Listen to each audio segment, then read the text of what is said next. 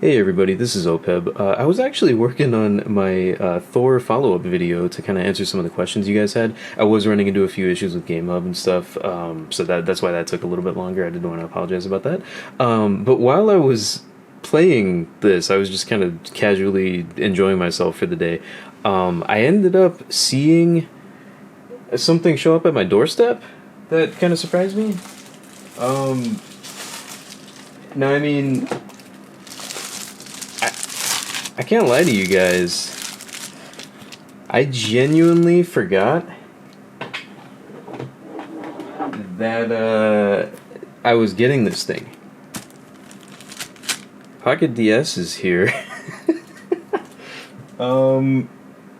So I just kind of wanted to maybe do a quick video about that, kind of maybe compare them a little once I get some use on this, but maybe just tell you guys that it was going on.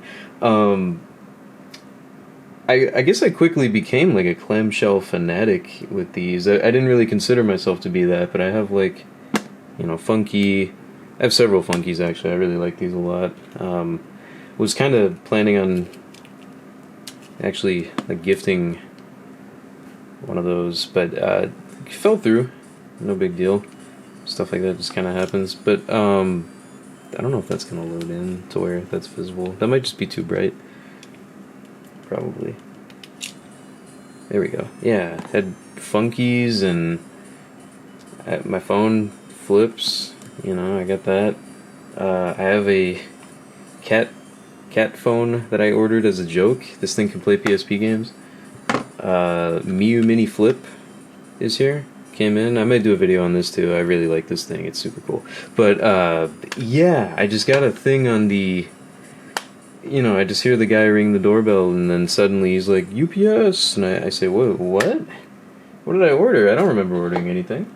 Turned out, I forgot that I was getting the Pocket DS. So, I'll go ahead and, use it. Maybe someone a little more cynically minded would probably just keep it packaged and resell it. But I'm not good at that yet. Definitely going to look into it in the future for getting rid of some of my handhelds. But two, I was interested in playing this. It's just the thing is, I kind of assumed I canceled my order. Like I said in the other video, I was genuinely shocked that Iron basically came out first and was like, "Hey, we're doing this," and maybe not necessarily doing it better. I guess I'll find out if they're doing it better. But they came out and they were just like, "Hey, we have the clamshell and we are shipping it to people earlier." This got to me, despite being held up in China in Nancheng for what was it, like an additional 10 or 11 days compared to the expected timing. Still managed to get to me before Ayaneo could deliver this damn Pocket DS to me, man. Like, I genuinely do. I like Ayaneo devices. I love kind of the aesthetic that they go for. I also really like some of them in terms of the customized buttons and things like that. I think the Pocket Micro was really cool. Just visually looks really cool. Pocket Micro Classic looking cooler. Though, funny enough, I wish that one was just smaller. And the Ace is really cool. It's super powerful. So I was like, okay, well, let's jump on board with the DS. They're going to do it first before anybody. And I guess they tried, but like I think that Sugar Cube thing hit China first, and then like reviewers first, and this hit consumers first, like worldwide, like not just in China. So this, kind of waiting on it was a little like, wait, what? to have it, take so long. But from what I understand, the Pocket DS is going to be a little bit stronger, if I'm not mistaken. It's also going to be targeting kind of a different type of player. Oh, wow. That feels nice. When you pick that up, that has a nice weight to it, actually. Like, it has a different weight than... I don't remember if I showed it in the other video. I may have just shown it as the thumbnail.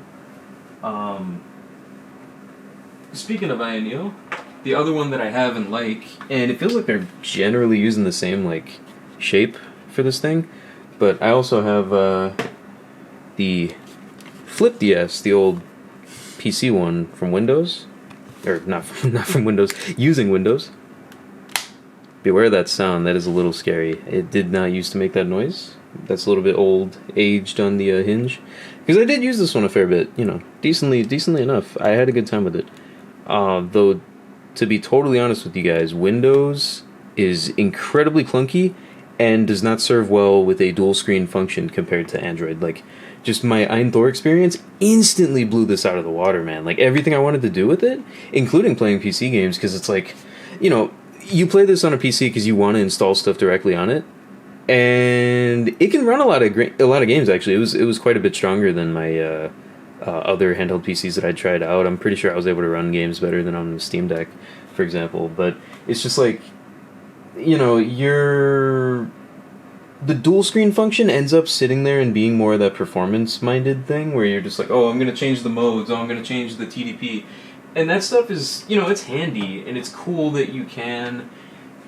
But just this Android stuff is so much nicer. And I mean, even then, it does it on there too. Like, that's all functional. But like with this quick in and out, it's so seamless. I'm sorry to get so sidetracked on ranting there. But yeah, so Pocket DS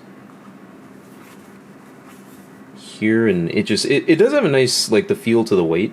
There's something different about the top of this thing. I don't know. I guess this part's metal and the rest of it's plastic. But let's open it up. Wow, you know, I do have to say, that's a pretty, like, majestic look to it. I don't know if that's the right word. Like, that's pretty huge for the screen size there.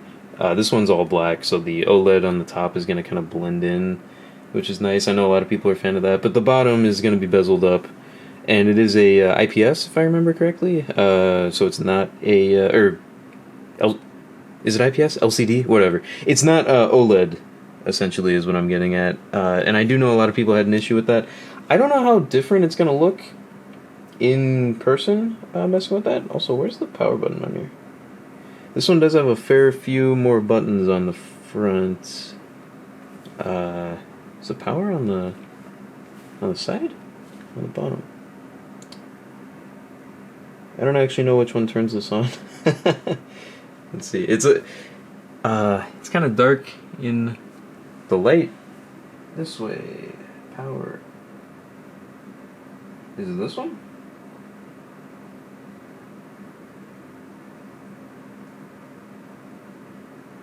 How about this one?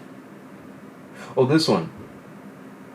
I'm stupid, sorry. Power button's down here. That's the power button. Power, volume, additional buttons. Ayaneo button. Additional button, I believe that's just an additional function button. Is that start and select? I think. And then more buttons that also do stuff. So, I mean, one of the things that I do like is that they tend to have customizable buttons now in the new Ayaneo software, so that stuff is really cool. Also, let me cover that up. Sorry, guys. I cannot have you seeing my internet access and all that. That is my bad. I forget that these things always have an early setup. We'll just get that going and then, jump in here, and I'll probably continue the rest of this after I finish eating. I'm currently waiting on my food to cool off. Oh, and also, just while I'm at it here, sorry, I don't remember if I really said it earlier, but I wanted to thank you guys, actually. The kind of outpouring of support for my video was really cool. I really, really appreciated that. I thought it was awesome that you guys all liked the Thor video so much, and I got so many new subscribers. I actually got to 1,000 from that video, which was fantastic. Like, it took me so long to get to that. Been doing YouTube for, like, I think 12 years on this channel. I had one when I was like a 5th grader doing like Roblox videos or some shit. But, it's just, thanks guys for that. Seriously, it's really cool. It's not something that I was like chasing, but it was really good, like, made me happy to see. But yeah, here's that main screen. And see, so this is where I'm going to be curious to kind of get into once I get my games set up and download some of my apps and all that. I literally don't have anything on here. I'm going to be curious to see how this is going to work as far as, okay, so this stuff is very similar, actually. I wonder if they took inspiration from each other or worked with each other on this, because, yeah, dual screen display, right? Only top screen. Does that swap? Whoa. What the hell? Yo, it just turned off on me. Excuse me? All I was doing was making it top screen. Does it need to turn off to do that? What the heck was that? Secondary screen cannot be unlocked. Okay, so, I mean, that's expected. Yeah. It says, swipe the top, don't do the bottom. Okay. Let's try that again? What was that? Okay, so now it's functioning. Oh, maybe it was doing like an automatic IA update, and I just didn't see that it was doing that. Okay, because yeah, it does the controller focus stuff, so that stuff is really useful. It has the function, same as the Thor, where you can do this part with the auto lock, top lock, or bottom lock. They have the bottom lock on the buttons, top lock, and the... Yeah, see, so this allows that, and then bottom lock keeps it down here. Yeah, and then automatic switch, which will be, you know, whichever you touch, moves, and then touch, moves. Okay, that's good. That's very cool. And then, so this one should work the same. Only top screen. And then, what is it? Touch the bottom. Oh, that's for performance modes? Okay. So, normally with the IA software, you can also remap this. This is going to be for the different performance modes. You can change this to just function as a different thing, too, if you want to. Is it this part for the... No, so that's for the IA sidebar. What is this? Is this the bottom? Nope, this takes you back to the IA home. This is the power. Press that. Turn it back on. How do we get the bottom back up? So bottom is like swiping the top, actually, which I think somebody asked me about. They were asking if on here you can swipe the top to move, or swipe the bottom to move the top. I see that that's actually something on here. So if you, in theory, you wanted to controller lock top and then move like a camera touchscreen, for like FPS or whatever else you're doing, that would actually work here. You could use this for like mouse mode on PC, I imagine, to make that easier. I'm gonna sit down. Sorry guys, I was like standing up doing that. Make that a little easier on my back. Is this for the bottom screen? Nope. Oh, here we go. That's a little janky. So in the Thor, what they do, if you happen to shut off the other screen, so like this for example, you do that, all you do is hit this and it turns it back on. On here you are going to need to go into this leftmost buttons setting. So what it does is that's actually going to shortcut you similar to how this one... No, I'm sorry, similar to how this one brings it up. It's going to shortcut you over to the dual screen settings. So like I think this one will take you to whatever you were last on. This one will force the dual screen one. Yeah, okay. And then you can tell it turn dual screen back on, and then it's back on. So not quite as nimble, you know, getting around that, but it definitely still has all that. And then control, so this is cool. It has like the, I think these are the functions that would normally be up top. And you can do them on the bottom with the Pocket DS. So that's neat. And I do like that they have the brightnesses, though this one I think is going to be an issue that, I do know some people have qualms about this, and I totally understand. The brightnesses of these aren't really going to match, necessarily. This screen gets a lot brighter than this one. And this one is an OLED, this one is not. On this side, both of these are OLED, both of these have a brightness matching function. So you see how that's... You see that? You can do that pretty well, and it also doesn't... It keeps them synced up. I generally never really change the brightnesses, because I like having them both at the same, at this kind of like lower level, below 50%. This one, I'm not sure how I'll do it. Like, I think these are equal, if my eyes aren't betraying me. But you see, there's definitely a difference in brightness. Like, I can just kind of tell from the camera that isn't like equivalent there. Ooh, well, that's kind of a scary noise. I almost never do clamshells all the way back like this. Basically just so I can get pointed at the camera. But man, I don't like that sound. It's a little bit clicky. It sounds scary, but and yes, they have main screen screen cap, secondary screen screenshot, which is nice. I know this one, as far as I know, you can't screenshot the second screen. Dual screen functions, so that's just those, and then applications. So this part is kind of cool. I do like that instead of just this and then press this to do it, it's more of like this all at the bottom and then these swap between them. And this will allow you to bring up your app, whichever app you want to open on the bottom. For example, we're going to do clock because I'm trying to keep this stuff all till we get the new app set up. That'll get you there. And then what takes you back? Let's see. Oh no, that's performance. I'm sorry. This one takes you back. Okay. So So actually, wait, what happens if I do... I may have been lying to you guys if this fixes it. Let's see. This one here. Oh, and I do see that forces the app up to the top. That's cool. What does this do? Oh, that doesn't do it. No, that's how I tested it. Okay, never mind. I'm sorry. So I was right earlier. Yeah, so then you go back with that, and then this will be where you launch your apps on there. So a little... I will say I think I like this way a little bit better of doing that. Bringing up the task like that. But this one actually does have a task function here. Can I get it to do what I need it to show? Maybe? Let's try it. We'll do gallery, Chrome, task. Anything? So it doesn't seem like it's bringing up normally like it would on the other part. That is kind of weird. Because what I was expecting is this to be like a... show the tasks on here, maybe wipe them or clear them all out, close everything without having to constantly press like a button, maybe physically up top or things like that to wipe it and swipe it like you can do it down below, but guess not. I'm not really sure what that one's for. I'll have to check that out later too. But they have a lot of these. These are nice, but yeah, so what I'll do, guys, is I'll come back later to do a little bit more follow-up on this. We'll have the...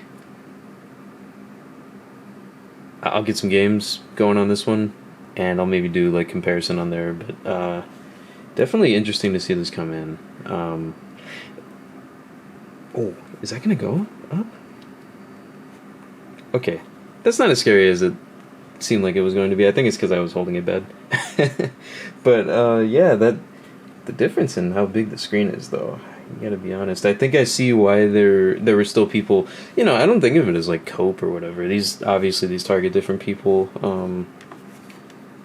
different ways to hold that. I could definitely see somebody saying this is easily more comfortable as well to hold. But yeah, you know, in terms of aesthetics, the Thor was definitely a lot more in my way. And honestly, this bottom functionality, I think the Thor still kind of wins out for me. Very preliminary though, saying this, and just the fact that, like, man, nothing on here has given me trouble running. I'm serious. I've been playing, like, I know that this is more powerful, but like the drivers on here, I think have been working great for 8 Gen 2. Like Switch, Vita, I actually came back around playing that. You know, 3DS, all the stuff you could want to do. PS2 upscale, haven't had any problems on there. And like I kind of just prefer a smaller footprint device. I really love the aesthetic of like a thinner one, you know, compared to the other ones here, like, you know, thinner in your pocket, thinner. Not that you're really taking these out. I wouldn't. Not without like a bag or something. I wouldn't just throw this in a pocket, but you know, just more for my use with that. I do like that they have the charger on the back of the Pocket DS, though. That's nice. And the charging port on the back side. This one does have it on the front. A little bit awkward. Not the worst thing in the world. And this does have the additional buttons too, so not just the buttons on the front, it does also have the left click, right click that Ayaneo likes to add. So I mean, if you're a big fan of like tactile functionality, this is also going to be right up your alley, I think, for rebinding and things like that, RetroArch.